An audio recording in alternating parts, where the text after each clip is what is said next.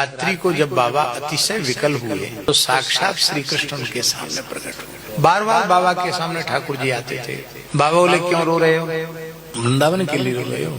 तुम भाई जी को नहीं पहचानते हो?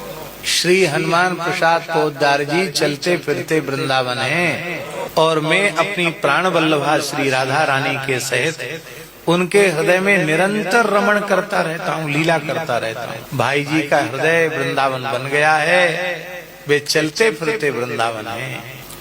तो वृंदावन को छोड़कर चलते फिरते वृंदावन, बतराते भय वृंदावन, बात करता है वृंदावन, उसको छोड़ के और कहीं जाना चाहते हो? बाबा का वियोग शांत हो गया। सवेरे सवेरे बाबा पहुंच गए भाई जी के पास। बाबा साधन में बहुत लगे रहते थे, उनके पास समय बहुत कम होता था। भाई जी का भी समय बहुत व्यस्त था। एकदम भोर में पहुंच गए। तो भाई जी ने कहा, इतने सवेरे कैसे आ गए? बोले, हम लड़ने आए हैं आपसे। बोलो वृंदावन बिहारी। कल लड़ लो, कमजोर से सब लड़ लेते हैं, हमको कमजोर समझते हो, लड़ लो। बोले, ये सफेद कपड़ा सफेद झूठ बोलने के लिए पहन रखा है क्या? भाई जी हंसे, बोले, किस लिए?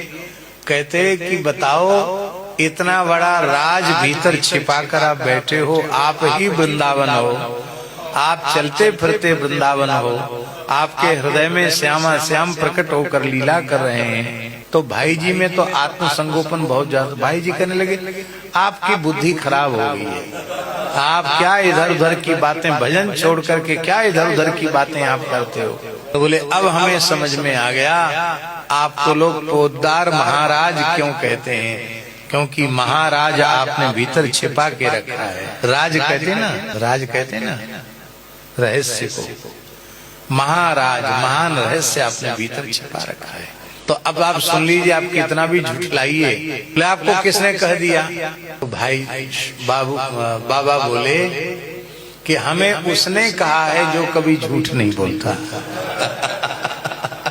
क्या कहा? श्री कृष्ण ने कहा है। इतना सुनते भाई जी मौन हो गए और बाबा ने कहा, अब मैं जीवन की अंतिम श्वास तक आपके निकट रहूंगा। आपका शरीर जब तक है तब तक आपके निकट रहूंगा। कथनचित आप हमसे पहले चले जाते हैं ठाकुर जी की सन्निधि में, तो जहां आपके शरीर का संस्कार होगा वहीं अंतिम श्वास तक हम रहेंगे। और यही कारण है कि भाई जी का शरीर शांत होने के बाद उनका संस्कार गीता वाटिका में इसीलिए करना पड़ा